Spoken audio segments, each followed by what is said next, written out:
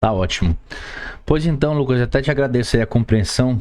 Tá chegando perto do congresso, tá uma correria. Até me Tranquilo. afastei do celular agora, porque se eu pegar o celular, tem umas 30 demandas para resolver ali. Dei uma cochilada que eu acordei assustado, assim. Bora lá, meu amigão. Compartilhando minha tela.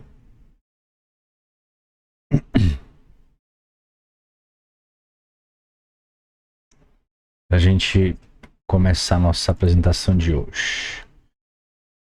Pá, pá.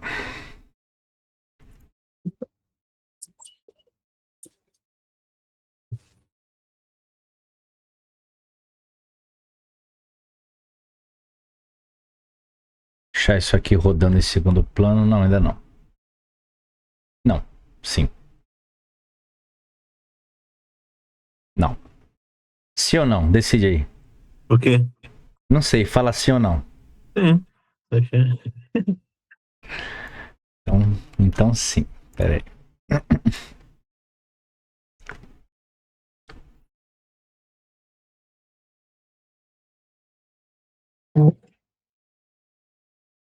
Pronto.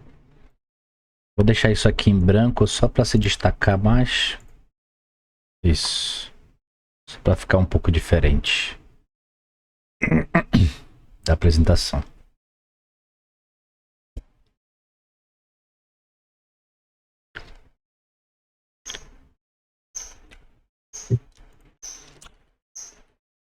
Beleza. Esse foi o último slide, né? Nós paramos. Isso. Lembra? Sim. Então vamos lá. Antes de tudo, tá, Lucas? Eu sempre no início de cada mentoria, eu vou te relembrar algumas coisas importantes. Tá? Relembrar algumas coisas importantes. Quais são elas? As nossas 5 etapas do processo da ventilação. Tá? Isso tem que ficar bem fixo na tua mente. Ok? Por exemplo, na etapa número 1, nós temos os dados e as informações que a gente vai coletar do caso clínico, tá? Na etapa número 2, nós realizamos o nosso checklist de segurança para admitir o paciente, tá bom? Na etapa número 3, é o momento que nós colocamos os nossos parâmetros ventilatórios iniciais. Na etapa número 4, nós vamos monitorar esse paciente para saber se o que a gente propôs está dando certo, se o que a gente propôs cabe lá dentro, tá? Para não estar correndo o risco de estar lesionando o paciente. E a etapa 5 é quando você vai testar o sistema. Como é que testa o sistema da ventilação? Depois de 30 a 60 minutos ali que tu iniciar ela, tu vai solicitar uma gaso. Qualquer uma? Não. Arterial. Tá? Então esse passo a passo ele é muito importante que esteja firme na tua cabeça. Porque se tu pular uma etapa dessa, qualquer uma que seja, as chances de acontecer algum problema aumentam, tá? Elas aumentam. Então a gente tem que ter muito cuidado e entender que a ventilação é um processo. E esse processo ele requer etapas, tá? E a gente tem que ter cuidado e passando uma a uma. E se a gente for fazendo desse jeito, dificilmente nós seremos surpreendidos por alguma intercorrência, tá? Dificilmente, ok? E aí a Ok. gente sempre vai trabalhar em cima disso. Ah, nós começamos já, eu já te apresentei o checklist, né? Sim.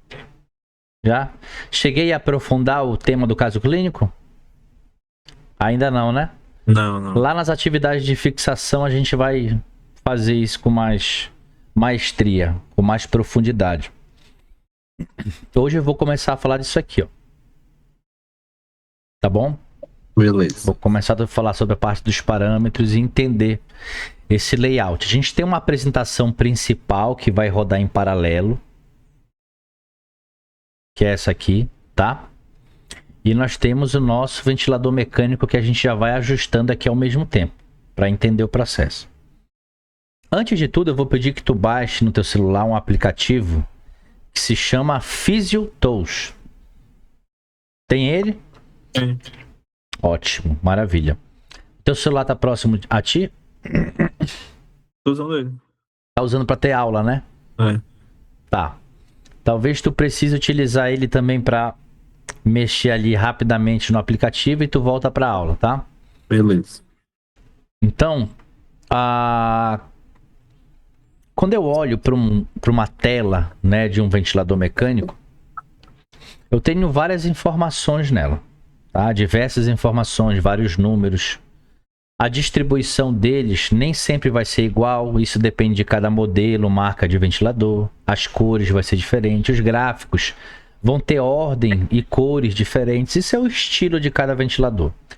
Mas a base consolidada, se tu tiveres, tu vai conseguir interpretar qualquer um. Não é porque ele deixou de ser preto, agora é branco, que tu vai esquecer tudo, não. Vai estar, a informação vai estar lá em algum local, a gente só precisa identificar. E aí nós vamos fazer algumas divisões nessas informações aqui.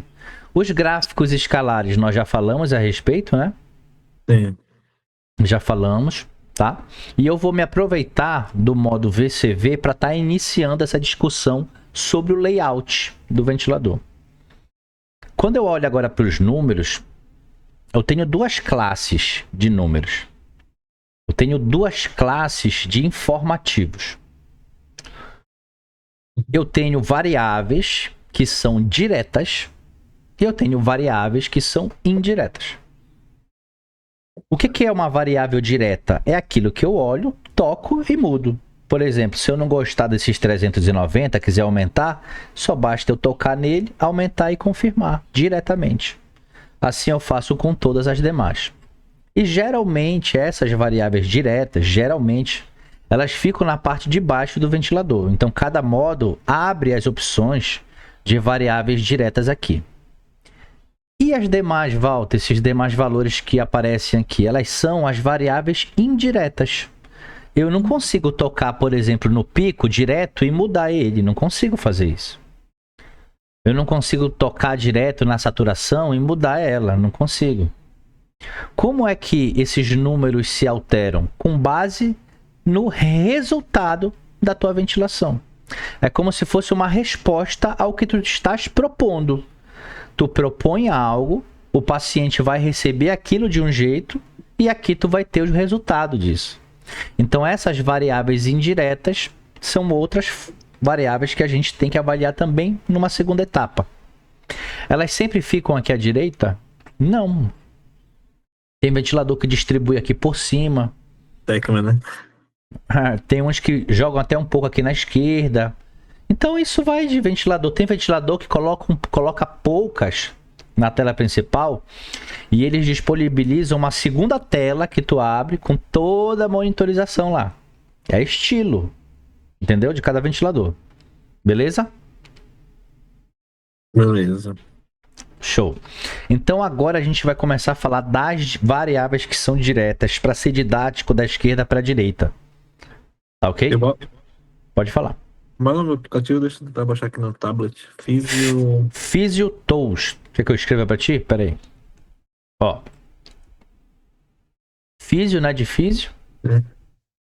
T-O-O-L-S. É um símbolo azulzinho, parece um pulmãozinho. Beleza. Achou? Carregar aqui. Beleza, melhor ainda. Geralmente a galera faz o contrário, sabia? Eles veem a mentoria pelo tablet e deixam o celular para... Geralmente é o contrário. Mas como o teu é o 15 Pro, né? Sim. Deve ser bem melhor. Então vamos lá, começar. Primeira variável que a gente vê aqui é o volume, tá? Isso é típico do modo VCV, vai ter lá o volume. Como é que a gente ajusta esse volume? O volume corrente, pela literatura, ele deve ser calculado entre 6 a 8 ml por quilo de quem? Do peso predito, tá? Então a gente já sabe que o peso real do paciente não tem nada a ver com o volume que a gente vai botar lá. Não interessa o peso do paciente. Pode ser 50 quilos ou 200 quilos. Porque tu vais calcular o peso que é predito. Para a gente calcular esse peso predito, tu vais usar agora o Physiotools. Vai lá na calculadora peso predito e volume. Abre ela aí. Obrigado. Não rolou pelo tablet?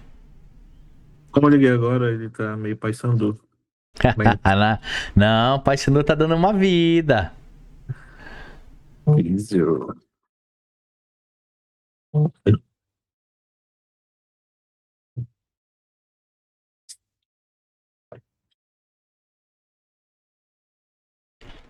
Peso predito e volume, né? Isso. Perfeito. Sexo, altura, ventilado com.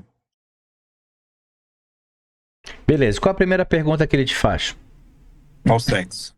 Então bora chutar aí um paciente de sexo masculino com 1,75 m de altura. Tu vais colocar o sexo, na altura tu não vai colocar vírgula nem ponto. Vai botar 175, sempre assim, tá? Nunca coloca vírgula nem ponto. Aí ele te faz uma outra pergunta embaixo, né? Isso. Qual que é a pergunta? Boa. O que a literatura fala? A literatura ela dá uma margem de 6 a 8 para você ajustar ali inicialmente. Quando você for calcular o peso predito do paciente, para determinar esse volume, calcule os dois. Pegue essas duas margens. Calcula 6 primeiro aí pra gente. 71. 71 seria o peso predito e a 6 ml por quilo, quanto deu de volume isso? 423,40. Arredondando, 420. Isso. Tá? Geralmente os ventiladores vão de 10 em 10 para volume. Então, 420. Tá? Então, o primeiro ponto aqui. 420 é o nosso volume inicial a 6 ml por quilo. E a 8? A gente tá falando masculino, né? Masculino. Vou botar no tablet. 1,73. 175, 175. 75 a 8. Vai dar 564,53. Arredondando, 560, tá? A 8. Pronto. Isso aqui é algo que tu tem que anotar em algum canto quando tu estiveres trabalhando o teu paciente. Tem que estar lá o peso predito dele, que foi de 70 e quanto? 70 quilos. 70 quilos? É. Então, 70 quilos foi o predito dele. Isso aqui tu vai ter que anotar em algum canto. Tanto que tem algumas instituições que pedem para tu imprimir isso e colar no ventilador, tá? Depende muito do protocolo institucional. Então isso aqui tu vai ter que anotar. Qual que é a minha sugestão? O pontapé inicial eu sugiro para você começar a 6 ml por quilo. Por quê? Quando eu olho para as variáveis do ventilador, existem duas que a gente tem que ter muita cautela. Porque elas têm maior associação com lesão pulmonar quando erradas. Quais são elas? Excesso de volume e excesso de PIP. Essas duas, nós vamos ter um rigor de sermos conservadores muito grande. Então, sempre a gente vai tentar iniciar elas com muita cautela. Então, minha sugestão para ti, ó, isso aqui é o que a literatura prevê. E entre parênteses aqui eu vou botar a minha sugestão. Começa a 6, tá? Começa a 6 ml por quilo. E aí tu vais lá pro teu ventilador mecânico e já coloca o volume para iniciar. 420, né? Isso. Pronto, 420. Já matamos isso aí. Ok? Frequência respiratória. O que a literatura fala? Para um adulto de 12 a 20, ela considera uma zona de normalidade, tá? Saiu um estudo recente avaliando ali alguns índices de frequência, de normalidade e tal. Quando nós estivermos falando do modo PSV, eu vou falar um pouquinho mais sobre frequência, outros insights importantes sobre ela. Por enquanto, a frequência respiratória, minha sugestão, tenha um meio termo. Começa aqui no meio, entre 15 e 16, mais ou menos. Tá? A frequência respiratória, nós não precisamos ter esse conservadorismo tão grande, mas a gente tem que ter uma cautela, tem que sermos medidos, né? Então, sugiro você começar a ventilação com um meio termo, evitar os limites inicialmente. Tudo bem? Tudo bom. Então, a gente vai lá, nosso ventilador, já coloca 15. Fluxo. O fluxo, ele é interessante. Lembrando, o modo VCV é um modo que foi feito para o paciente passivo, tá? Então, lembra disso, o paciente vai ter que estar passivo para estar bem em VCV.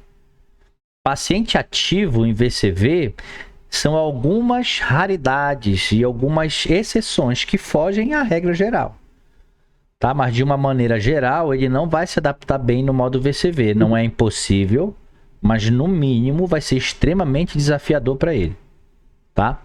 Então, por que eu estou falando sobre isso? Porque o paciente passivo, ele vai aceitar o fluxo que tu colocar. E o que é o fluxo? O fluxo é a velocidade que o ar vai entrar. Esse ar pode entrar mais rápido ou entrar mais lento. Ok? E esse fluxo, dependendo do modelo e ventilador, ele pode vir aqui embaixo como uma variável direta. E aí eu tô te ensinando da maneira, entre aspas, mais difícil, para quando tu pegares uma mais fácil, tu não tem nenhuma dificuldade. E eu te confesso que até essa aqui não é difícil, porque o fluxo ele foi feito para o tempo. O tempo foi feito para o fluxo, um foi feito para o outro. Só que eles vivem uma relação de discordância. É aquela relação que eles se amam, mas brigam o tempo todo. Como assim? Se um vai para um lado, o outro vai para o outro. Simples. Vocês só vivem de birra. Então, se eu pego esse fluxo e aumento, o que acontece com o tempo? Diminui. Se eu pego o fluxo e baixo, o tempo aumenta. Tá? Então, essa ideia tu vai ter que lembrar. Chegou na hora de calcular o fluxo, tu vai mexer aqui, mas vai estar olhando para onde? O tempo. Para o tempo. Mexe aqui. Proporcionalmente inverso, né? Exatamente. Eles têm uma relação inversamente proporcionais. Ok? Walter, deu um tilt, não sei, deu um bug-ug na minha cabeça, no meu plantão, fiquei nervoso, esqueci de lembrar isso. E aí, o que eu coloco de fluxo? Geralmente, para um adulto, um fluxo entre 20 a 30, ele vai ser muito bem aceito inicialmente. Tá bom? O que eu sugiro? Meio termo. Em 25. Ah, Walter, eu lembrei que ele tem relação com o tempo. Ah, agora a coisa mudou. Então agora tu vais colocar um fluxo suficiente para o teu tempo inspiratório ficar próximo de 1 segundo. Ok? Por exemplo, esse aqui, ó, com 23 de fluxo, o tempo está em 1,02. 1 segundo praticamente. Tá? Tranquilo em relação ao fluxo? Tranquilo. FO2. FO2 é a variável direta mais fácil de entender e talvez a que mais a gente modifique durante um plantão. Vamos pensar que vai ser uma proposta inicial. Tu vai começar a ventilação do teu paciente. Sugestão é manter essa etapa de admissão com uma FI de 60 a 100%. Na admissão, tá? Na admissão. Porque a partir do momento que foram parando de mexer no paciente e ele já tem leitura de saturação, então agora tu vai ter um alvo, que é uma saturação de 92 a 96%. Ok? Ok. Então tudo depende. Às vezes eu já admiti paciente em ventilação que o oxímetro estava quebrado. Ou então o oxímetro está chegando da engenharia. Mas o paciente está lá, tem que começar. E aí tu pode começar com uma FO2 mais alta até começar a monitorizar a saturação. Tudo bem? É. Então bora lá fazer esse ajuste no ventilador. Fluxo de quanto mesmo? 25. 25. FO2 entre 60 a 100%. Já tá aqui no jeito. Tá? E sobre PIP? PIP é o seguinte. A gente conseguiria fazer um curso sobre 2 dias falando só sobre PIP. E por que ela é tão assim importante? É porque ela é uma das variáveis que trabalha mais na ponta da lança. Ou ela mata ou ela salva. Então um ajuste dela pode salvar um paciente, quanto um errado pode matar um paciente rápido. Tá? Então a PIP é a variável sem sombra de dúvida, junto com o volume, talvez as mais estudadas e as mais conservadoras ali. Então o que eu posso te passar para ser bem resolutivo e manter as evidências? É o seguinte. Inicialmente, Lucas, tu pode começar com uma PIP entre 5 a 8. Tá? 5 a 8. 5 para quem? Para quem tiver o pulmão ok. Não tô nem dizendo normal, tá? Tô dizendo um pulmão ok. E 8 para aqueles pacientes que têm comprometimento pulmonar. Poxa, Walter, eu tô avaliando aqui, eu tô em dúvida. Eu não sei se esse comprometimento aqui é justificável. Tá em dúvida? Começa com 5. Não tem problema nenhum. Tem certeza absoluta? Tenho. Tem comprometimento pulmonar? Tem. Começa com 8. Ok? Ok. Existem duas situações. Isso aí eu quero que tu anote uma observação importantíssima. Tá? Existem 2 situações que afetam o pulmão, tá bom?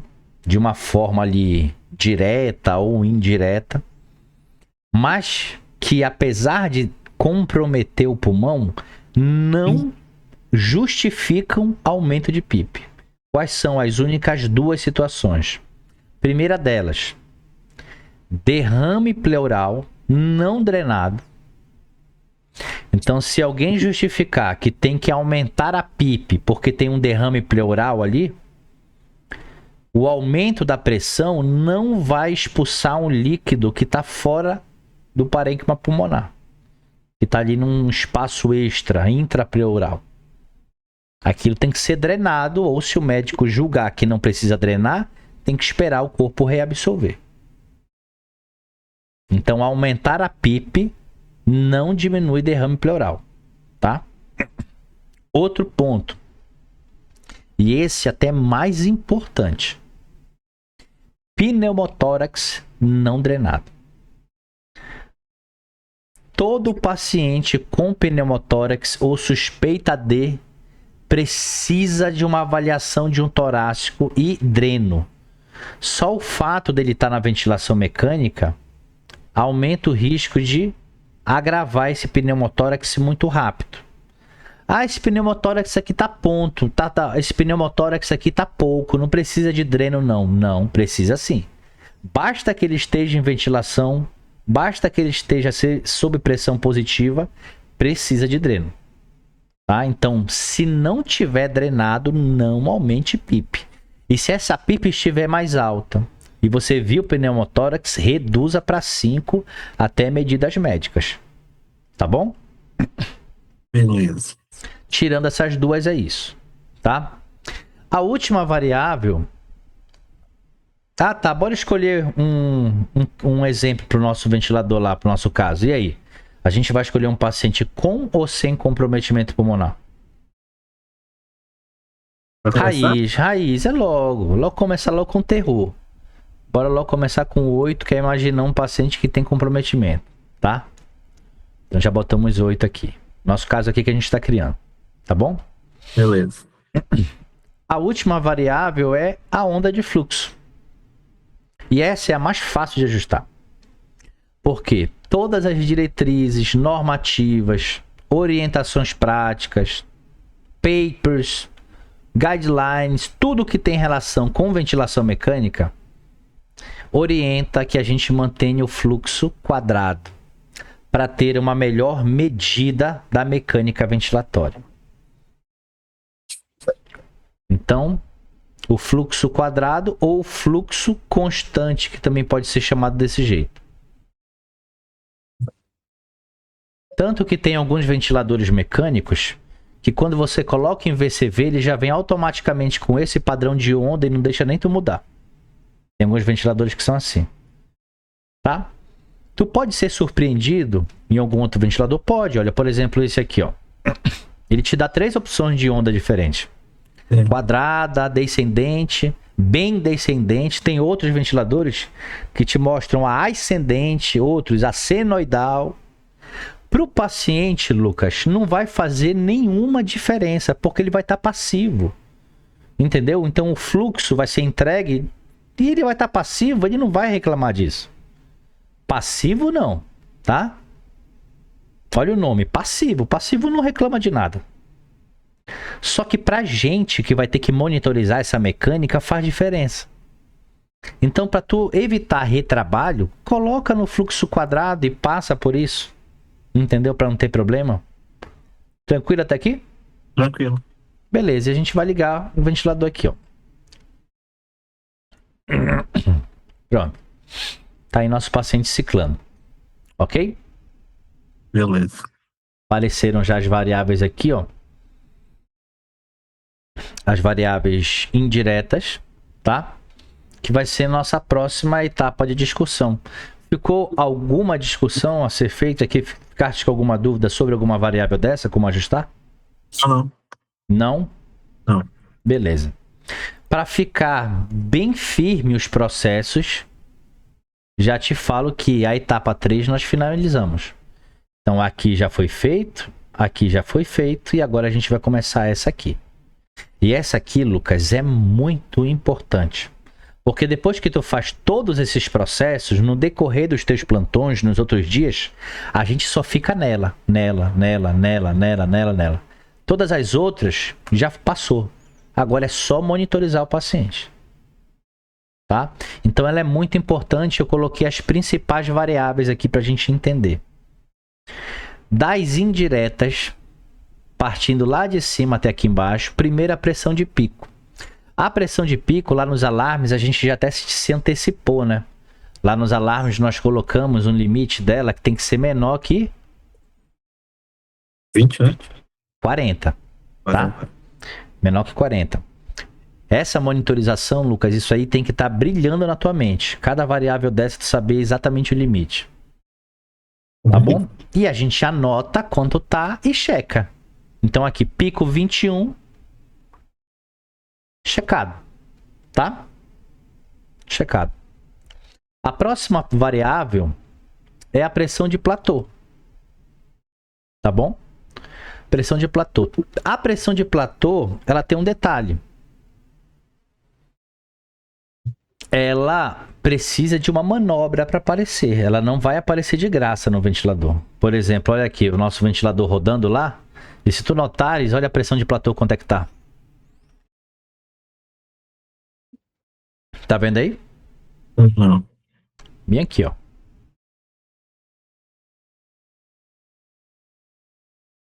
Zero. Zero. E por que tá zero? Exato, preciso colocar uma pausa. E essa pausa tem que ser curta, não pode ser superior a meio segundo. A 0,5 meio segundo. Não te confunde com 5 segundos. Teve uma aluna minha e quando eu perguntei para ela quanto é a pausa, ela 5 segundos. Eu, não, meu Deus do céu. Ela se confundiu. Ela viu esses 5 aqui, achou que era 5 segundos. Não é 0,5. Tá bom? E a gente coloca essa pausa e agora o ventilador vai fazer essa pausa pra gente. O VCV deixa isso acontecer. É o único modo que deixa essa medida ficar automática ciclo a ciclo. Os outros, e também no VCV, se tu quiser, pode fazer manual, enfiando o dedo no ventilador, tirando o dedo. Ok? Ok. Então apareceu o platô aqui, ó, no gráfico de pressão, apareceu lá em cima também, tá? Então a pressão de platô, ela necessita de uma pausa inspiratória. E esse platô ele tem que ser menor que quanto? 30 é menor que 20? Não, também. 30, né? Agora. 30. Agora, bora entender cada um deles. A pressão de pico, o problema dela é que ela é inespecífica. Olha o nome como o próprio nome diz. Pressão máxima de via aérea. É a pressão de pico. E aí, ela é importante para você acompanhar. Imagina que agora, olha só, que horas são? 4 da tarde? 4 e pouco? Ou 2 e pouco? Ou já são 3 horas?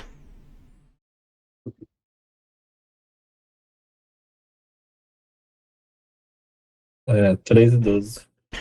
Então imagina agora o nosso paciente 3 e 12 da tarde, o pico dele tá 21. Aí quando for lá no final do teu plantão da tarde, umas 5 horas te chamam. Lucas, olha, pô, o paciente que tá desconfortável, tu vai lá dar uma olhada no paciente. E aquele pico que era 21 pulou para 28. Continua abaixo de 40? Continua. Mas isso significa que alguma coisa de ruim aconteceu.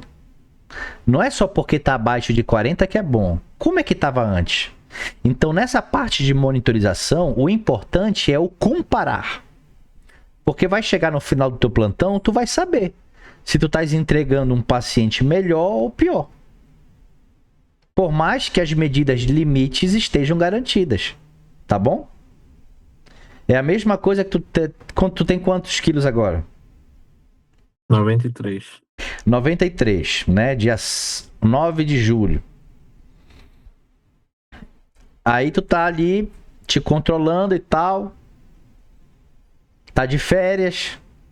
Tu já tá prevendo que pode ganhar algum peso e tal, porque tu vai viajar, vai comer, tá prevendo isso. Mas aí tu imagina que nos 7, 8 primeiros dias de férias tu já tenha engordado 4 quilos.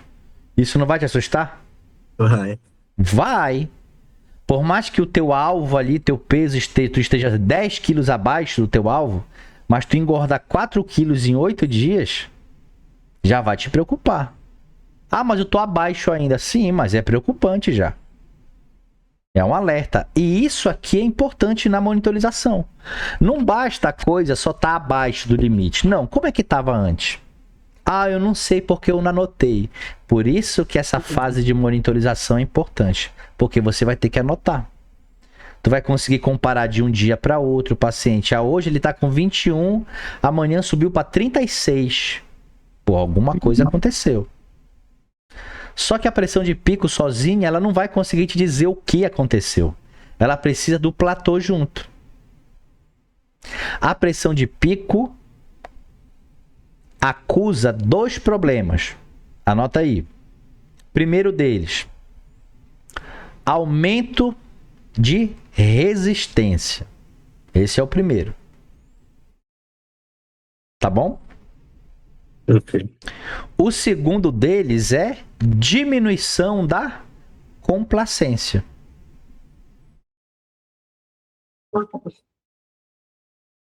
Só que se tu olhares só para o pico, tu não vai saber. Tu precisa do platô.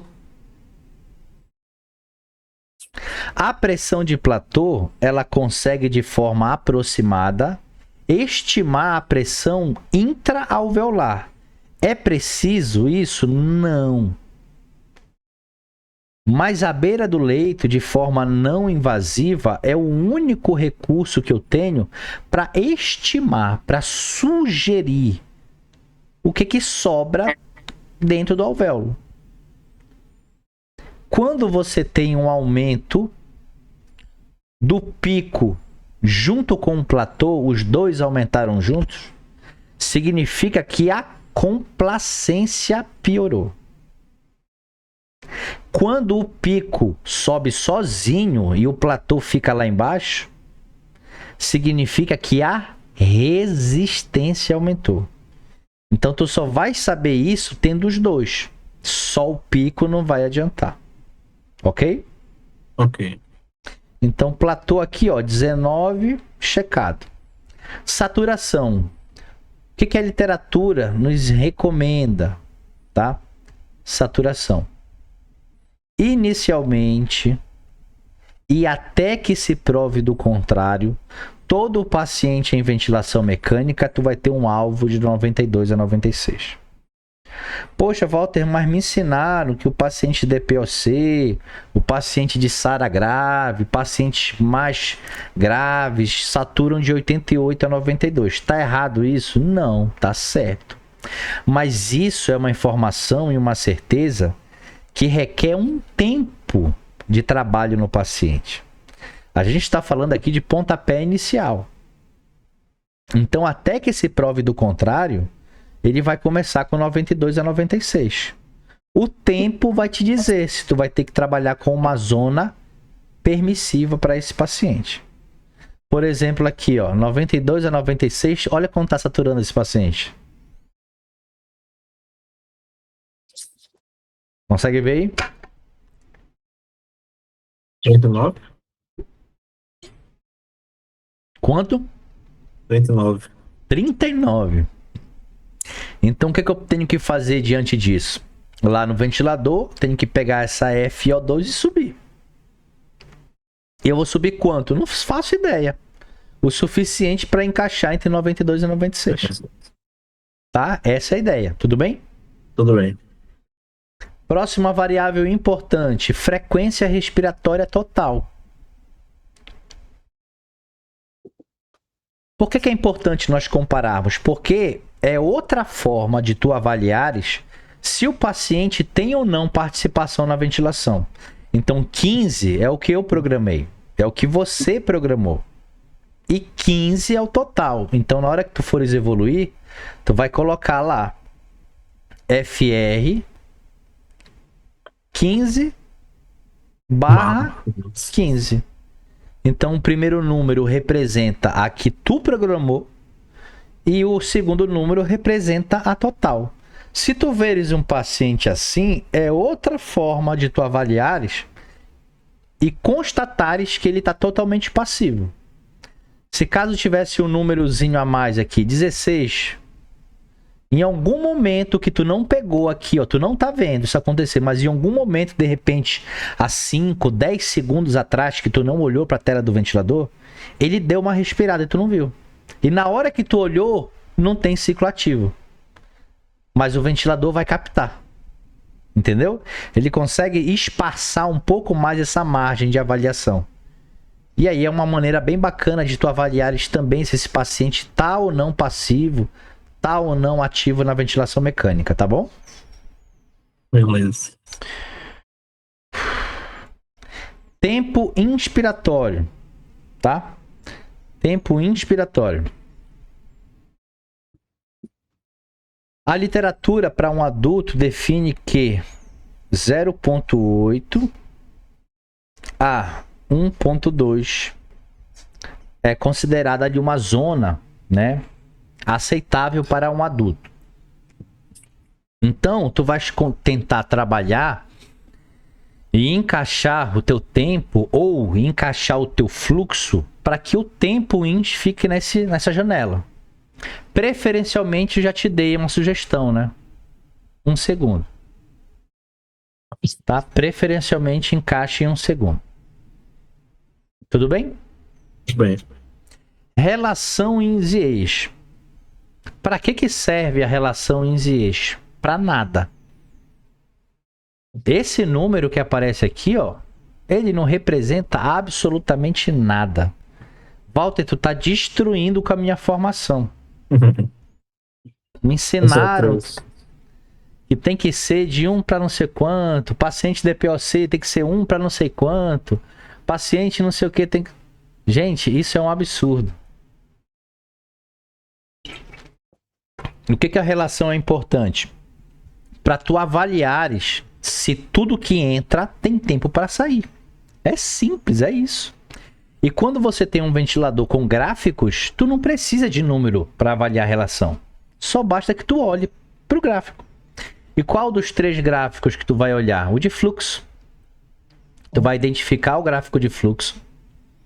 E tu vai pegar para avaliar a fase expiratória do gráfico.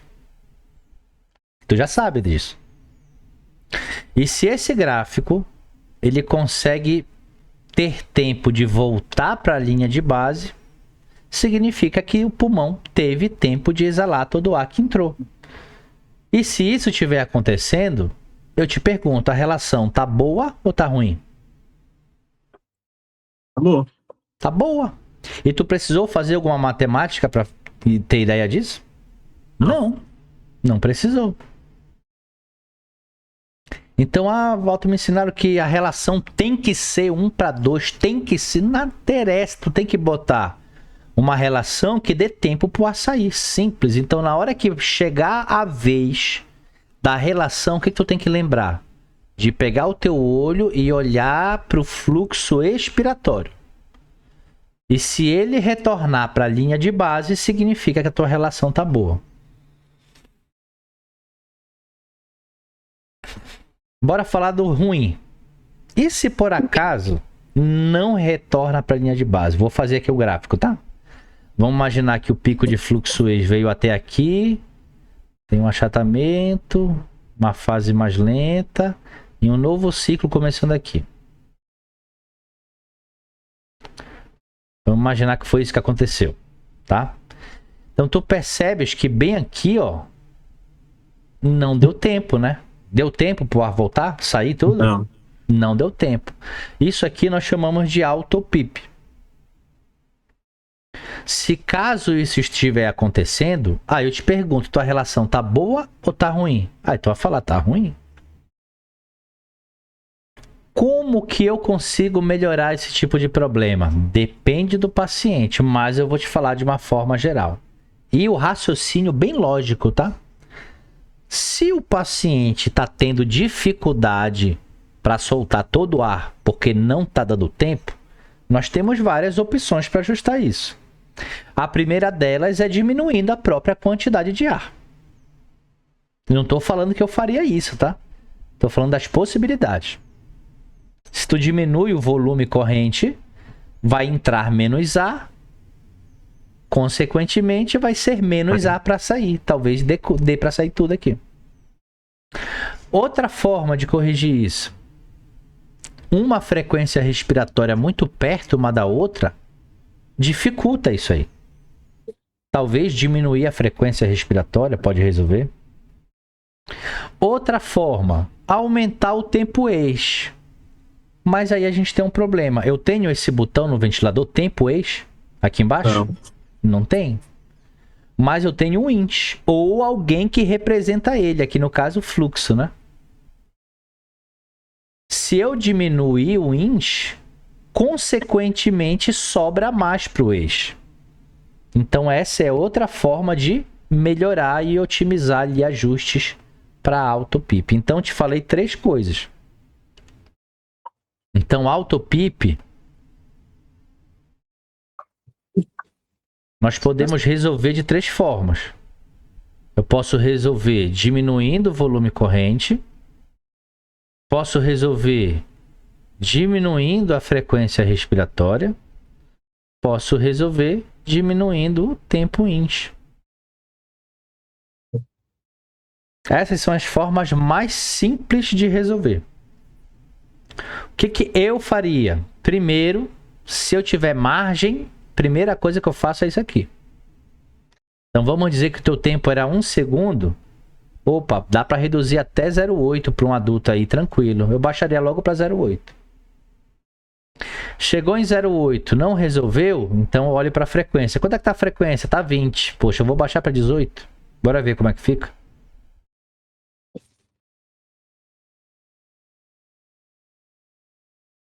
Resolveu? Não resolveu. Quanto é que tá a gasometria aí? A gasometria tá com PCO2 um pouquinho só, discretamente acima e tal. Beleza. Dá pra segurar então? Dá pra deixar permissiva essa hipercapnia aí? Dá. Vida que segue. Então a ideia é a seguinte. Tu tens auto-PIP, tenta resolver. Chegou no limite da resolução, poxa, eu não posso baixar mais a frequência, senão ele vai reter demais. É um limite, é um obstáculo. Não posso mais fazer isso. Já baixei o tempo ins. Não dá para baixar mais. Talvez dificulte ali para homogeneizar o pulmão. Mas dá para aceitar essa gasometria? Tá dando, Walter. Olha, o pH tá acima de 7,20. PCO2 aí tá abaixo de 80. Dá para ficar aí numa hipercapnia permissiva. Vida que segue. E aí, tu vai tolerar um pouquinho de autopip? Tolera. O autopip, ele só é ruim em algumas situações. Quando ele causa assincronias. E quais são as principais assincronias que o autopip causa? Dificuldade para o paciente disparar. Mas nesse caso aqui, o nosso paciente está como? Passivo, não é o problema. Sim. Qual é o outro problema do autopip? Ela pode gerar repercussão e pior hemodinâmica. O que é? Baixa do débito cardíaco, baixa de pressão arterial. Está acontecendo isso? Não. Então, tolere um pouquinho do autopip e mantenha o paciente em níveis permissivos. Tá? Tem outra forma também de corrigir o autopip um pouco mais aprofundada, que é envolvendo a própria PIP. Tem pacientes que amam PIP, que é uma parte dos pacientes DPOcíticos. Na hora que você aumenta essa PIP, o pico de fluxo expiratório do DPOC melhora. O esvaziamento pulmonar dele fica melhor com a PIP mais alta. Então, outra forma de resolver o autopip é aumentando a PIP. Mas isso só vai dar certo em alguns pacientes DPOC, é aquela exceção que foge à regra. De uma forma geral, a gente tenta corrigir o autopip assim. Tudo bem? Tudo bom. Então, voltando aqui. Essa relação tá boa ou tá ruim? Qual? Tá boa. Tá boa, né? E essa aqui?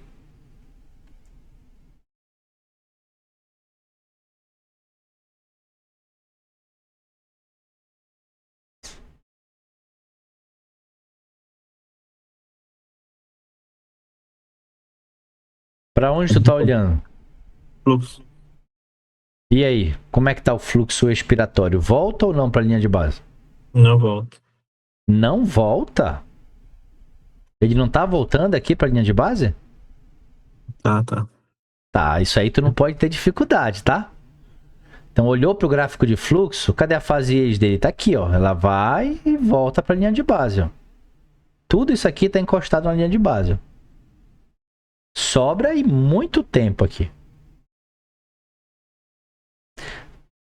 Na próxima aula, tenta acompanhar pelo tablet. Vê se tu consegue abrir. Para tu veres os gráficos de forma mais ampla. Tá bom? Ou então, vez ou outra, dá um zoomzinho aí com a mão no celular. Pra tu enxergar melhor, tá? Ok? Ok. Então, falamos de relação. Volume minuto. Volume minuto, eu vou te dar uma dica sobre ele. Primeiro, a literatura fala que para um paciente em ventilação de 5 a 10 é considerado normal. Só que eu vou te dar uma dica. Uma dica. Para um pontapé inicial, tenta encaixar o teu volume minuto entre 6 a 8. Quem é que está entre 6 e o 8? 7. Tá? Então, essa aqui, ó, é o que a literatura preconiza. E aqui é uma sugestão que eu tô te dando. Por que, Walter, ajustar isso aqui antes da gasometria? Porque geralmente um volume minuto próximo de 7, ou ele acerta a gasometria de cara, ou se tu precisares fazer algum ajuste, vai ficar próximo do que tu vai precisar. Na grande maioria das vezes. Então, nesse caso aqui, eu tô com um volume minuto de 5 e eu preciso aumentar ele para 7. Como é que eu ajusto o volume minuto? Volume minuto é uma relação entre volume e frequência. É o volume corrente vezes a frequência respiratória. Eu vou ficar mexendo na frequência de graça? Não. Vou ser cauteloso com ela. Enquanto eu tiver gordura para queimar em outro lugar, eu queimo. Não tenho mais gordura, aí eu penso em mexer no volume. Então a frequência respiratória é de 15. O que é essa gordura para queimar? Eu tenho uma zona para trabalhar com segurança na ventilação de 12 até 20. Em casos mais complexos de hipercapnia, existem evidências que te sustentam você a trabalhar até com 35 de frequência. Em outras, em classificações graves de SDRA, até 45. Então, tu tens muita gordura para queimar. Olha aqui, tá com 15 de frequência. Então, se tu precisa aumentar esse volume minuto, o que eu faço com a frequência? Aumenta. Oi? Aumenta. Aumenta, tá? E aí tu vai aumentando devagar. Aumenta 1, 2 pontos, aumenta e vai olhando para lá. Aumenta e vai olhando para lá. Tá? Bora fazer isso aqui no nosso. Aqui, ó. Eu tô com um volume minuto de 5,6 aqui, ó. Tá bom? Deixa eu tirar essa pausa aqui pra gente visualizar melhor o gráfico. Pronto. Tá? Tô com uma frequência 420, uma frequência de 15. Tá dando um volume minuto de 5,6. Eu quero subir para 7. Eu venho aqui na frequência. Eu vou dar uns 2 tequinhos para cima aqui. E olho para lá. Ajusta aqui e olha para lá. Ó, 7,2. Pronto, parei. Tá vendo? Sim. Tranquilo. Então, nessa fase de monitorização, tu já vai vendo e já vai corrigindo. Já vai vendo e já vai corrigindo. Ó, saturação 98 aqui, ó. Acima de 96, eu posso vir aqui e baixar. Minha meta é 92 a 96. Tá? Então, tu fica dinamicamente olhando isso aqui, ó, o tempo todo. O tempo todo, a relação tá boa. Olha o tempo, tá encaixadinho aqui em 1 segundo. Saturação ainda tá um pouquinho alta, ó. Dá pra baixar mais um pouquinho. Vou baixar 65. Baixei pra 65.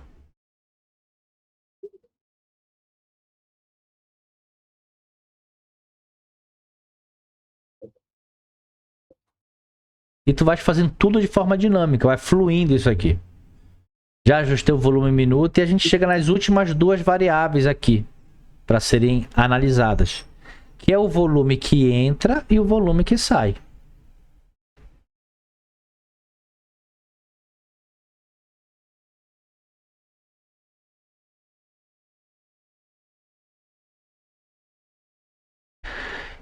Então tu vais programar um volume, vai passar um valor e vai voltar outro. O que é o ideal? Tudo que entra tem que sair. É sempre assim que acontece? Não. Às vezes tu pode ter pequenas diferenças. Pensando no adulto, se essa diferença for muito pequena, talvez ele nem sinta falta. O que seria esse muito pequeno, Walter? Uma diferença de 10 até 15 ml de ar não vai fazer tanta diferença, tanta falta assim para um adulto, tá? Num filtro, por exemplo, fica preso um pouco mais do que isso aqui, em torno de 20 ml de ar lá, que não chega no paciente. Tá? Então, talvez o paciente nem sinta falta, mas se for uma diferença maior que isso, vai fazer falta. Pode gerar hipercapnia, teu paciente pode ter algum tipo de assincronia de alto disparo, tá? Então isso já é prejudicial. Então a gente tem que sempre dar uma comparada nesse volume que entra e que sai. Vamos dizer que, sei lá, tu tiveres um... E essa sigla aqui, a maioria dos ventiladores usam essa sigla, VTI e VTE. Vamos dizer que tu tiveres um VTI de 390 e um VTE de 382. Tem uma diferença aí de 8 ml. Tá? Então, tá tendo algum mínimo escapezinho aí. Tem que dar uma olhadinha. Ah, não consegui corrigir, Walter. Beleza, tá pouca diferença, não vai fazer tanta falta assim.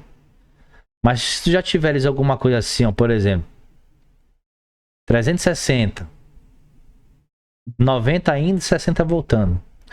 Tem uma diferença de 30 ml. Aqui já é ruim. Aí tu vai ter que ver o que tá fazendo esse ar escapar. Aonde tá indo. Pode ser no circuito, pode ser no copinho coletor que tá rachado, pode ser o circuito furado, pode ser o cuff mal insuflado, pode ser alguma fístula no paciente, um dreno torácico. Alguma coisa que por algum canto tá vazando ar. Tá bom? Então nessa etapa aqui, ó, você compara isso. O volume que entra e o volume que sai. E a gente finaliza essa etapa aqui de monitorização. Difícil? Não. Beleza, show de bola. Tá? Excelente. O que a gente faz agora?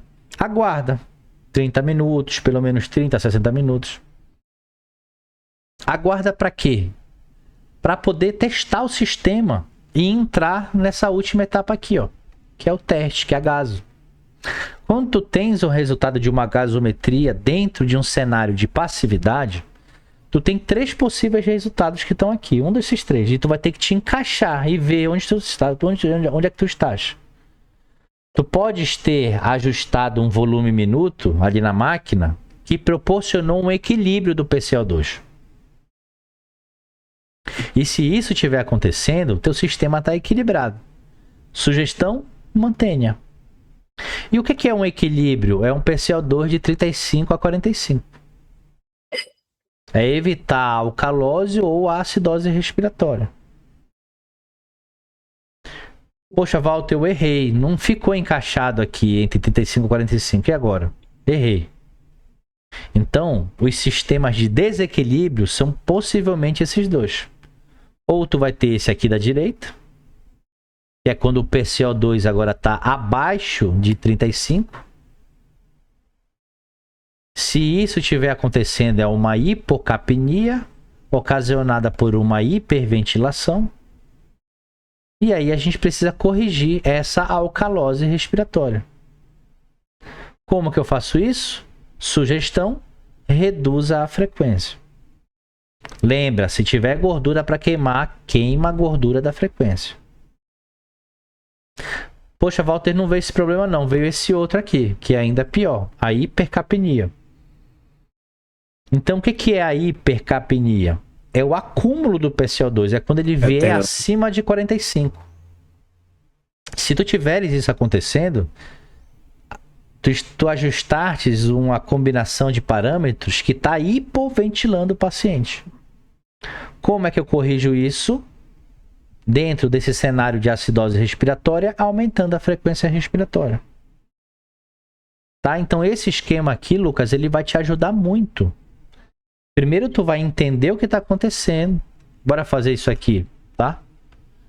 Tá tudo checado aqui, Lucas? Olha só, pico menor que 40, platô menor que 30, saturação entre 92 a 96, frequência total e programada estão iguais, então o paciente está passivo, o fluxo está encaixando o tempo de 1 segundo, a relação está boa porque o fluxo volta, o volume minuto já está encaixado, ó, próximo de 7, o volume que entra e o que sai possivelmente não tem vazamento, entra 420, sai 420. Volta a 420.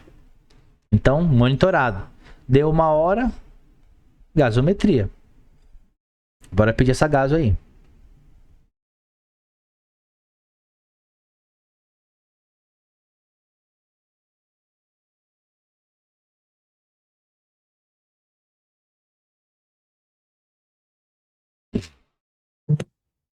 Até aqui demora a gaso. DGL, laboratório. Olha lá. Como é que vê essa gaso aí? Vamos olhar um por um. O PCO2 alto, ele fala que está acontecendo o quê? Uma acidose respiratória. Tá? Sim. O bicarbonato normal, então não tem nada metabólico. A PaO2 geralmente é de 80 a 100. Tá dando 112, então tá bem próximo ali do normal. Sim. O pH baixo diz que tem uma acidemia. Então, se eu tenho uma acidemia, algum dos dois bonitinhos lá de cima está sendo a causa. Ou é a parte metabólica ou é a parte respiratória. Qual dos dois tem acidose aqui? Tem acidose metabólica aqui? Não. Não. Vai de 22 a 26, está normal. Mas tem acidose respiratória aqui? É. Então quem está causando essa acidemia é a Respiratório. acidose respiratória. Então eu tenho uma acidemia de causa respiratória. Isso aqui é problema de quem? Do físio. É o físio que tem que corrigir isso aqui. Então, o que o sistema está pedindo para mim? O último passo. Que eu corrija essa distribuição desequilibrada. Fala para mim, qual dos três cenários a gente está? O de cima, da esquerda ou da direita? Da minha esquerda, né? Tua esquerda.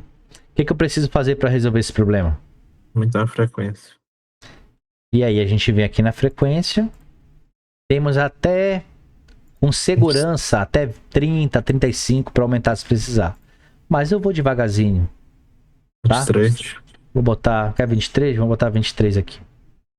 Já que a gente aumentou frequência, olha a relação. Lembra, toda vez que tu mexer em volume, toda vez que tu mexer em tempo, toda vez que tu mexer em frequência, olha para a relação. Continuou boa a relação? Sim. Sim. As variáveis aqui continuam boas? Sim. Olha uma por uma. Cuidado. Pico, tá bom? Poxa, peraí.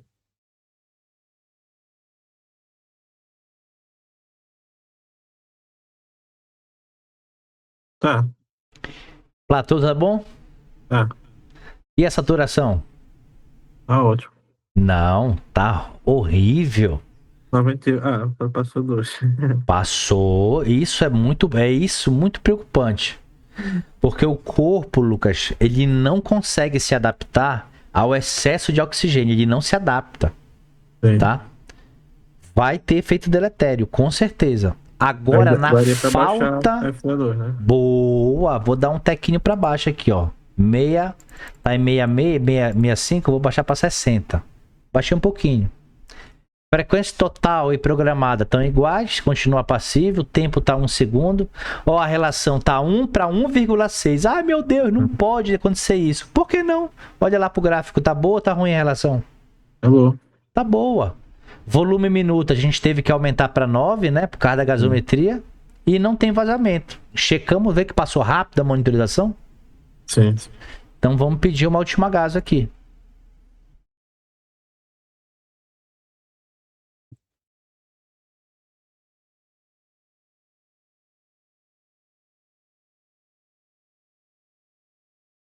Esse é um aplicativo, né? Ah, garoto. Tá gostando, né? Tá curtindo? Tá luxo. Ele é legal. Vou te treinar nele. E vou te treinar em outro também. Olha aí como é que veio. Vamos lá. PCO2 já não tem mais alteração. Ah, apareceu uma no bicarbonato. Olha lá. Sim, o Então 22 a gente tem aqui, ó. A gente estava aqui, na verdade, camuflando um problema lá no bicarbonato desse paciente. Tá? Então, tá aqui o BIC, né? Com uma acidose metabólica. Tá? A PaO2 tá 141, subiu mais um pouco, ó. Então dá para baixar um pouquinho mais a FI. Olha lá, a saturação também tá 97, dá para baixar mais a FI. Não tem mais acidemia. 7,38. Geralmente os médicos só se preocupam com essa acidose metabólica se o pH ficar abaixo de 7,20. E um fisioterapeuta também. Mas enquanto tu tiver uma gordurinha para queimar, tenta. Tá sobrando. Com 23, já conseguiu deixar sem acidemia, aí tu dá uma segurada agora. Então, antes de passar o plantão, o que eu faria? Dava mais um tequinho de FI para baixo, passava o plantão. Acabou. E aí a gente fez todos os processos do paciente, desde a etapa 1 até a 5ª etapa. De uma forma bem dinâmica. E é desse jeito que tu vai conduzindo a tua ventilação. Tu vais olhar para ela e vai olhar para o contexto clínico geral do teu paciente. Por quê? Vou te dar um exemplo. Ontem eu tive uma mentoranda que entrou em contato comigo com um caso muito grave lá no trabalho dela. Era plantão noturno e foram tentar desmame com o paciente, desligaram sedação, passaram para PSV. E ele estava com uma hipervolemia, já com histórico de edema agudo de pulmão. Não aguentou, entrou em falência respiratória, instabilizou, desaturou. Tiveram que voltar tudo com ele, mais pesado ainda. E tudo que eles tinham ganhado, perderam. Então, qual que é a ideia da coisa? Ventilação mecânica, Lucas. Ventilação mecânica. A proposta ventilatória, ela fica de um lado. E os sinais clínicos ficam de outro.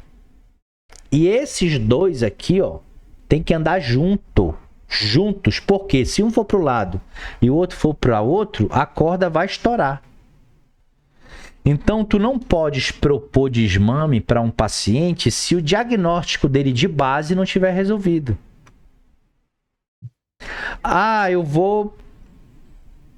Bora fazer um stop de sedação diária? Eu sou contra essas coisas. O stop, ele não pode ser diário. Ele tem que ser estratégico. Não é todo paciente que tu pode parar a sedação. Não é só porque olha, a gasometria dele não tá boa agora aqui? Não ficou boa? Ficou boa. Ficou boa a gaso. Não é porque a gaso tá boa, porque a relação tá melhorando e tal, que tu vai fazer um stop de sedação e tocar desmame pro paciente. Não é assim. Os scores clínicos dele devem estar melhorando. E principalmente qual deles? Diagnóstico. Diagnóstico dele de base está resolvido? Tem alguma pendência cirúrgica para ser feita desse paciente? Olha lá, cada vez está mais regularizando, ó. Tá vendo? Sim. Até que ficou agora discretamente, ó, uma acidemia com uma acidose metabólica, ó. Tá? Mas o nosso papel tá aqui, ó, 40, cravado. Entre 35 e 45. Beleza? Beleza. Curtiu bacana isso aqui? Show de bola. Show de bola, tá? E outra coisa, Lucas, tu tá pegando esse conteúdo muito rápido, tá? Tá fluindo muito rápido isso pra ti. Dá pra ver a lucidez que tu tem em acompanhar. E a ideia é a gente ir colocando e implementando isso aos poucos, devagar, tá? A gente chegou no objetivo que eu tinha hoje para nós, que é falarmos de todo o layout do contexto do modo VCV, aplicando tudo que a gente já veio de fundamentação. Aprendemos a etapa de parâmetros ventilatórios, aprendemos a etapa de monitorização e a etapa de teste, que é testar o sistema e compensar ele se precisar, né? Que é avaliando esse esquema aqui, que vai te ajudar bastante no teu dia a dia. Ok? Ok. O que eu não te recomendo usar? Aí no PhysioTools tem uma calculadora que se chama frequência respiratória ideal. Eu não recomendo você utilizar ela. Por quê? Ela é errada? Não, ela é certíssima. Mas ela é tão certa que às vezes ela te sugere a fazer algumas coisas exorbitantes. Por exemplo, isso eu quero que você anote essa observação aí, Lucas.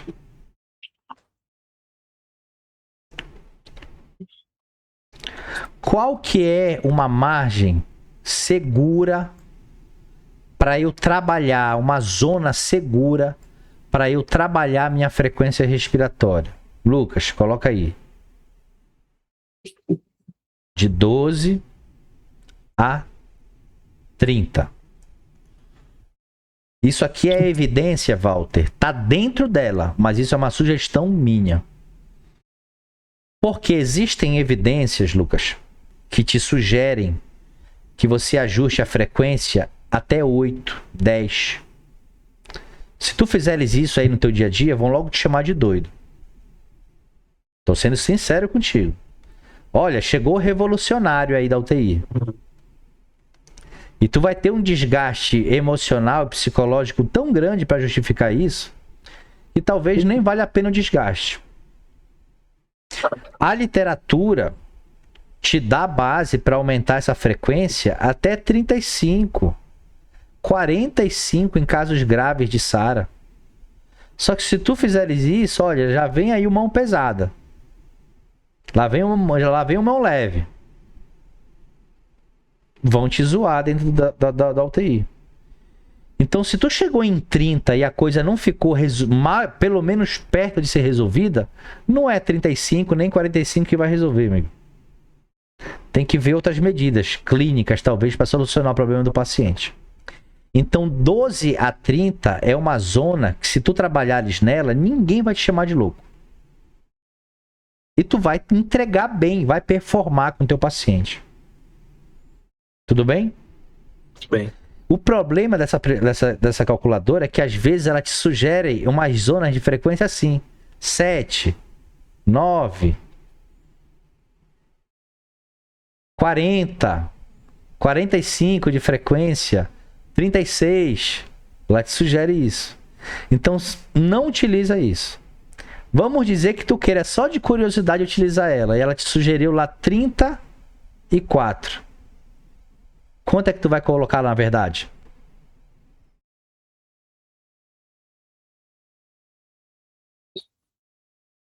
Quanto? 30. Isso. Ela te sugeriu 44. Quanto é que tu vai botar? 30. 30. Ah, ela te sugeriu 5. Quanto é que tu vai colocar? 12. 12. Mantém essa zona que ela é segura para o paciente e para ti. Tudo bem? Tudo bem. Ótimo. O que eu tinha dividido em duas partes, né, pra gente discutir na mentoria de hoje, tu já conseguiu absorver tudo na primeira. Tá bom? E a ideia é ir colocando isso devagar. A gente está quase já terminando o módulo 1. Tá bom? A gente só tem agora para falar com calma, detalhamento dentro do modo PCV e depois do PSV. São esses dois slides e mais uma contextualização aí, um esquema de equilíbrio com o esforço do paciente para a gente finalizar o módulo 1. Tá? Então, pelo teu ritmo, Lucas, eu creio que na nossa próxima mentoria a gente já esteja finalizando esse módulo 1, tá? Para nós iniciarmos o módulo 2. O que eu vou te pedir agora? Que a gente agende a nossa próxima data. Tá bom? E aquela situação que aconteceu contigo é a seguinte. Eu tenho muitas atividades em paralelo, né? E as mentorias, elas são todas agendadas. Então, quando tá agendado com um aluno meu, eu fico tranquilo, porque eu sempre abro a agenda um dia antes para olhar o que vai ter no dia seguinte. E o aluno vai estar lá. Quando tu me mandaste uma mensagem, Walter, quando é que a gente vai ter de novo a mentoria? Eu me assustei. Porque realmente eu senti tua falta. Eu falei, mas por que a gente não teve mentoria? Aí eu te perguntei, por acaso teve algum cancelamento e tal? Aí tu, teve, que eu tava de plantão. Ah, falei, então foi por isso. Então sempre que tu cancelar uma agenda, entre em contato comigo para remarcar. Tá bom? Sempre entra. Porque sempre eu remarco com o aluno a próxima mentoria no dia da mentoria dele. Que é o que a gente está fazendo agora. Tá? Eu queria te perguntar, hoje é dia 9, como é que tá o teu dia 15? Terça-feira. Terça. Tá tranquilo. Dá pra fazer? É. Então pronto. Lucas, mentoria. 14h30 ficou bom, né? Bom. Módulo 1. Acho que a gente encerra o módulo 1 na próxima aula, tá? Beleza. Pelo ritmo que tá aqui. E Walter, não tem gasometria não, né? Não, mas a gente pode falar sobre gasometria de forma dinâmica, tá? Mas aí o que acontece? Poxa, Lucas, caramba. Teve foi um aprimoramento de gasometria sábado agora que passou. Do professor Igor Seric. Mas eu tenho algumas aulas. Eu vi. Você Mas tá... olha só, eu tenho algumas aulas que são materiais extras, que são exclusivos de quem são dos membros do GW Saúde, tá? E eu tenho lá um curso excelente de gasometria do professor Marden Júnior, um curso mais completo que eu já participei, tá? E que eu posso estar disponibilizando para ti, mas esse link ele tem que ser fechado, tá? Tu não pode de forma alguma reencaminhar para mais pessoas, tá bom? Sim. Que é um curso completíssimo de gasometria, mas a gente pode ver de forma dinâmica a gasometria durante a mentoria, não é totalmente direcionado. Por exemplo, hoje nós vimos uma gaso, né? Sim. Então, primeira coisa, o primeiro passo que eu vou te dar é tu teres de forma automática os valores de referência claros na tua cabeça. Por exemplo, o pH. 745, 745, né? Isso aqui já é muito importante. Na ordem, a PCO2 puxa o 35 lá de cima e o 45 lá de cima. Depois, tu avalia o HCO3.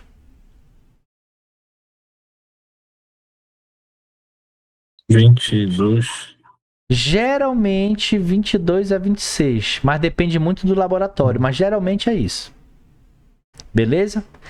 Primeira parte da gasometria, tu vai estudar isso aqui. Por que a primeira parte? Tu tem uma segunda parte. Essa que é a minha dúvida.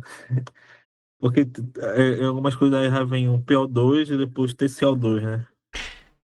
A gasometria, se tu fores pegar do laboratório mesmo, ela tem muita informação, mas o teu olho tem que ser cirúrgico pro que realmente importa pra gente. Então tu tem que procurar esses três aqui. Vai estar sempre nessa ordem? Não, mas vai estar lá.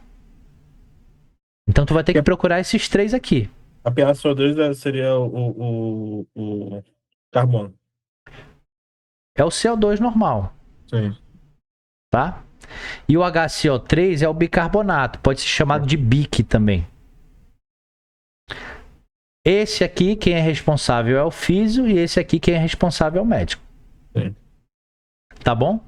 Beleza. Então essa aqui é a primeira parte da gaso, que nós avaliamos aqui as DABs. O que é isso? Os distúrbios ácido básicos. É aqui que tu responde se tem distúrbio ácido básico ou não na tua gasometria. A segunda parte da gaso, ela fala sobre a oxigenação. E aí tem duas coisas que tu pode olhar lá. A primeira delas é a PaO2, que geralmente é de 80 a 100, e a saturação arterial de O2, que a zona é igualzinha a 92 a 96 pra gente. Então, primeiro tu responde como é que tá o equilíbrio ácido básico. Depois tu responde como é que tá a parte de oxigenação. Se tá com uma hiperoxemia, se tá com uma hipoxemia ou se tá em oxigenação normal. Então, primeira coisa que eu te dou, vou te dando esse estoque de gasometria aos poucos. Primeira coisa é isso aqui, tá claro. Tá? Segunda coisa de gasometria, vou te passar. Tu vai colocando. Tu vai colocando os pingos nos is. Como assim? Avaliar um a um com calma. Eu vou colocar uma gaso aqui para tu avaliares, tá? Tem alguém falando próximo a ti? Tem. Tem? É que o som capta no teu microfone e chega muito alto aqui, só para tentar fazer menos ruído aí para você, tá? Então, olha só, o pH, eu vou lançar uma gás aqui, ó, pH de 7,17.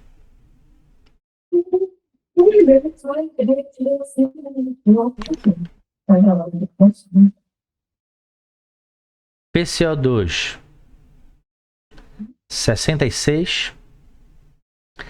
Bicarbonato de 15. Aí tu vai responder com calma, uma por uma. Não responde ainda o pH, não responde. Deixa ele por último, tá bom? Não responde ele ainda. Bora responder primeiro o bicarbonato. Bicarbonato tá alto ou baixo? É baixo. Então tu vai colocar uma seta para baixo. Quando o bicarbonato tá baixo, isso é uma acidose metabólica.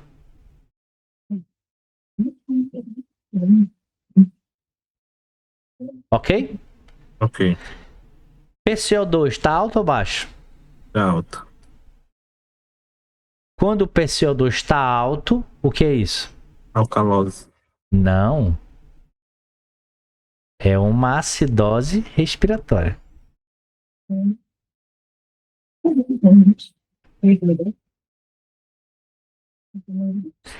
Beleza? Beleza. Então, o PCO2 alto é acidose. O PCO2 baixo é alcalose. E isso é o contrário para o bicarbonato. Agora, o bicarbonato, quando está baixo, é acidose. E quando ele está alto, é alcalose. Tudo bem? Sim. E agora tu vai olhar para o pH. O que o pH tem? Um valor alto ou baixo? Baixo. Quando tu tens alteração no pH, ou tu tem uma acidemia, ou tu tem uma alcalemia. Aqui é uma acidemia. Então, tem acidemia do pH. Então, acidemia só é feita por acidoses. O nome é acidemia. Então, qual dos dois lá de baixo tem acidose? Esse aqui tem? E esse tem? Então, isso aqui é uma acidemia de origem mista. Uma acidemia de origem mista. Beleza? Beleza. Vamos fazer outro exemplo aqui.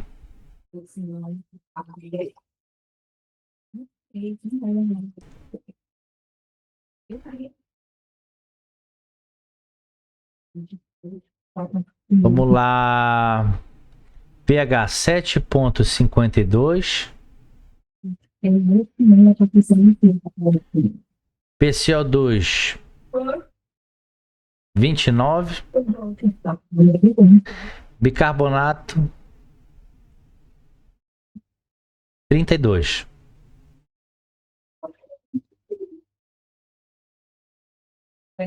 Tá?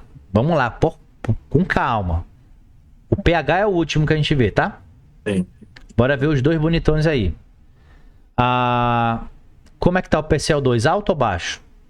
Tá baixo. Seta para baixo.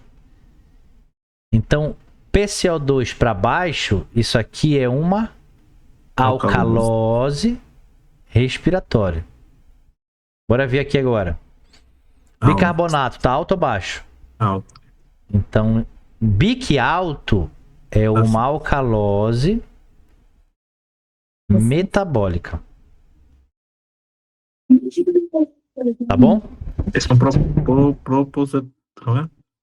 é é diferente, né? São diferentes.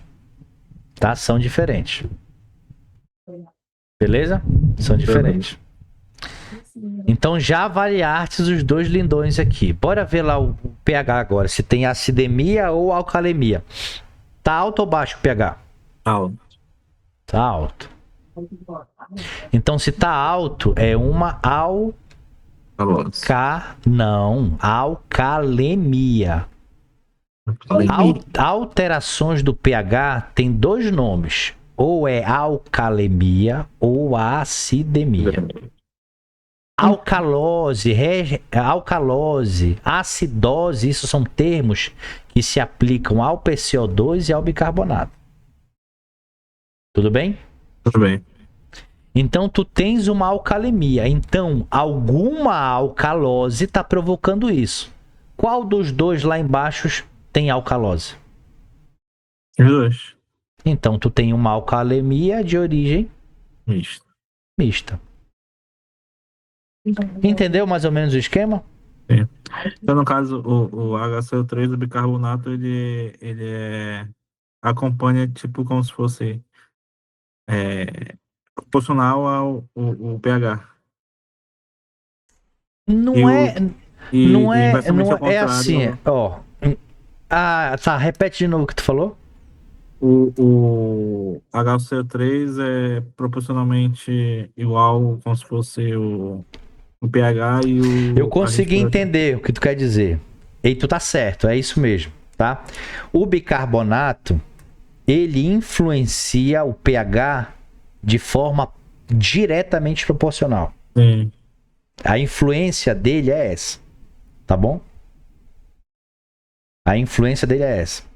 E o PCO2 de forma inversamente, Inversamente. Isso. tá?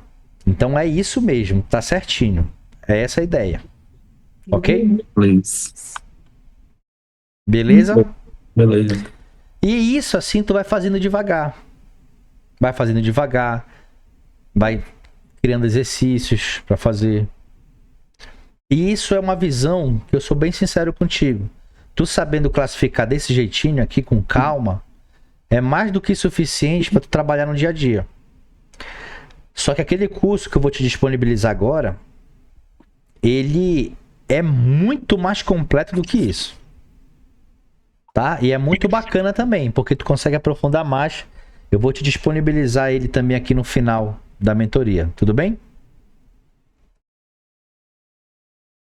Tipo, frequência respiratória de 30, 29 no paciente, né?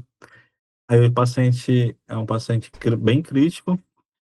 O médico tirou a sedação, tipo, abrupta, sabe? Aí tava fazendo. Meio que parecido com aquele exemplo que eu te dei, né? Da minha outra aluna. Aí ele não tava conseguindo ficar crônico na ventilação, tava precisando de suporte, já tava no suporte de 18. E uma frequência, jogando uma frequência de 30 e tava fazendo uma frequência de 42. E nem não voltava para controlar a pressão, a menina tentava e não conseguiu. Ela É. desistiu, ela falou, não consigo mais fazer nada, não consigo pensar, o médico não quer sedar, pra gente tentar ver se ele fica mais confortável, se ele tava com dor ou não, pra influenciar e tudo mais. É O porque paciente é o se customizar. seguinte, o que que acontece, Lucas? Ó, pensa, sempre tenta pensar o mais simples possível. Você querer propor um desmame para um paciente é o nosso objetivo principal, sem sombra de dúvidas, tá? É uma observação, o pulmão dele Hum. estava totalmente com várias sinais o pior é a radiológica, né? Apresentou pela radiológica, com condensações em todo o pulmão, sabe? Bem feio mesmo.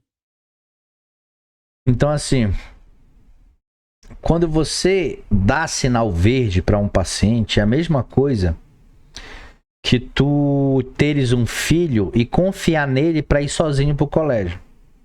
Um exemplo. Isso acontece com todo mundo. Uma hora tu vai ter que ir sozinho, né? Mas é em qualquer momento? Não. É quando a tua família vê segurança em ti, vê um senso de responsabilidade. É quando a tua família te avalia e considera que tu tá apto para ir. Entendeu?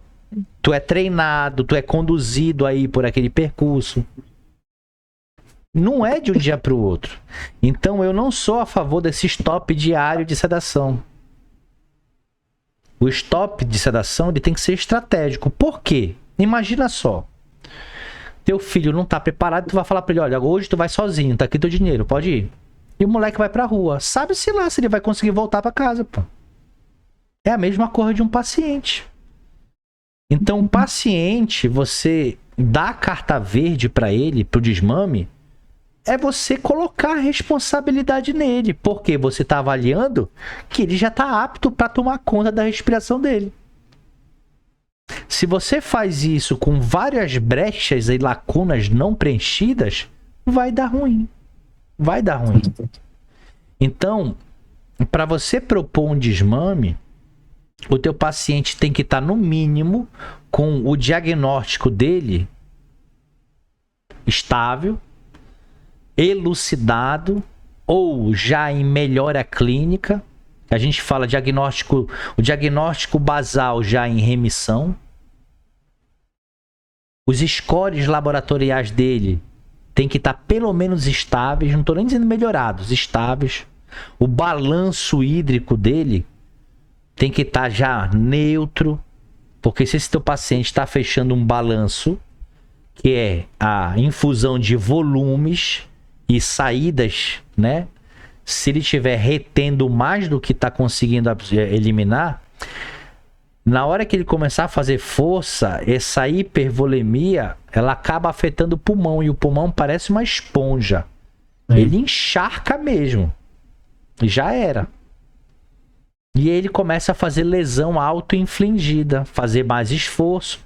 Aí, para tentar sanar o esforço, tu aumenta mais a pressão de suporte do paciente, faz um ciclo vicioso, ele começa a fazer lesão auto-infligida, que nós chamamos de psile, e aí tudo aquilo que tu ganhou, que já foi com muita dificuldade, tu perde em questão de horas. Então o desmame não pode ser feito, bora ver. Não, cara, Deus o livre. Tudo isso aí tu tem que avaliar.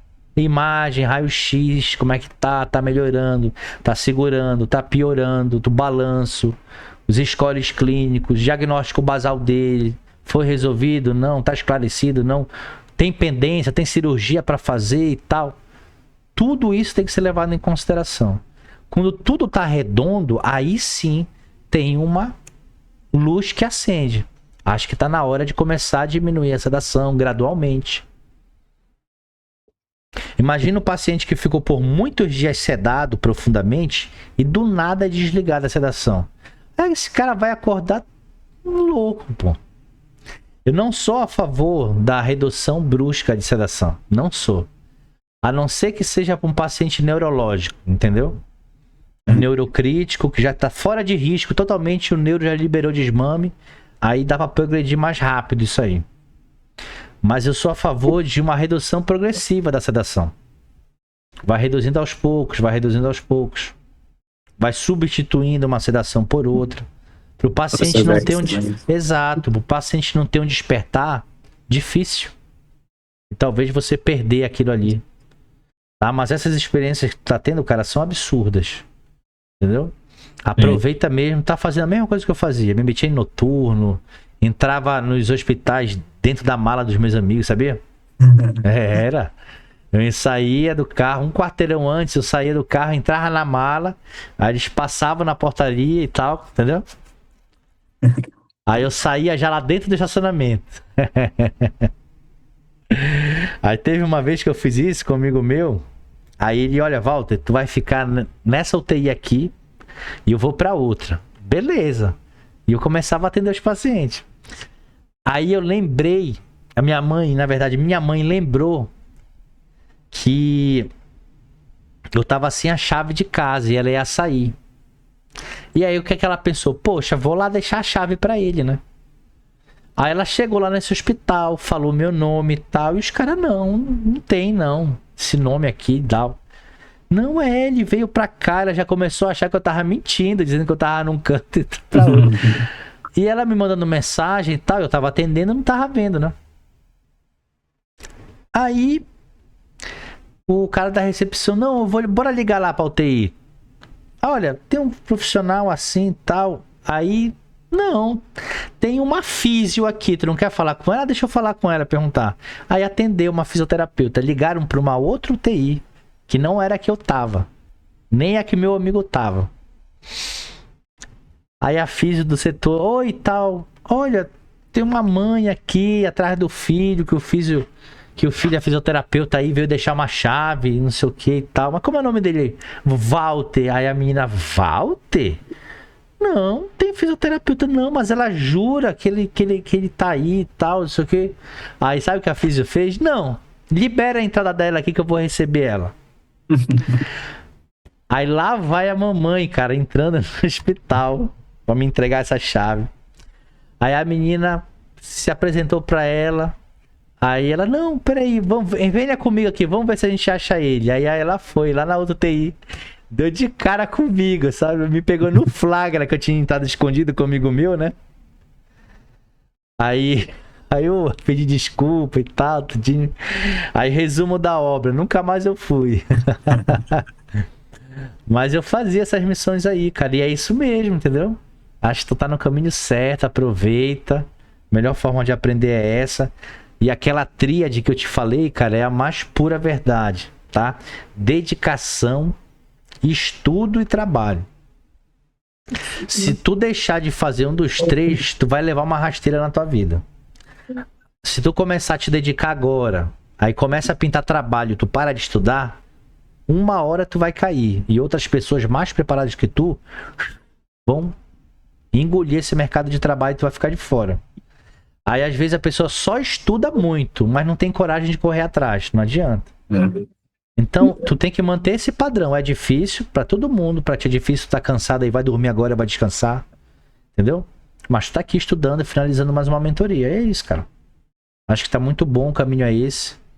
Tá? Acho que tu pega muito rápido. A gente tá indo num ritmo muito bom. Rapidinho a gente vai terminar esse programa aí. Tá joia? Show de bola. Qualquer coisa, entre em contato. Sabe meu WhatsApp. Beleza. Dá uma força pra mim aí, compartilha o link do congresso aí pros teus contatos, tá? Que vai ter em agosto. Show de bola. Vai fazer? Vai dar também. Hoje vira o lote, né? Tava vendo comentário lá. Vira amanhã. Da manhã, né? Em agosto, né? Vai ser dia 15 e 16 de agosto. Tá? Beleza. Vai ter curso pré-congresso e tal. Pois é, cara. A Inova tem cupom de desconto. Vamos lá, sim. Tu tá com a Elane, é? É, tu quer lá, hein? Show. Elane é top.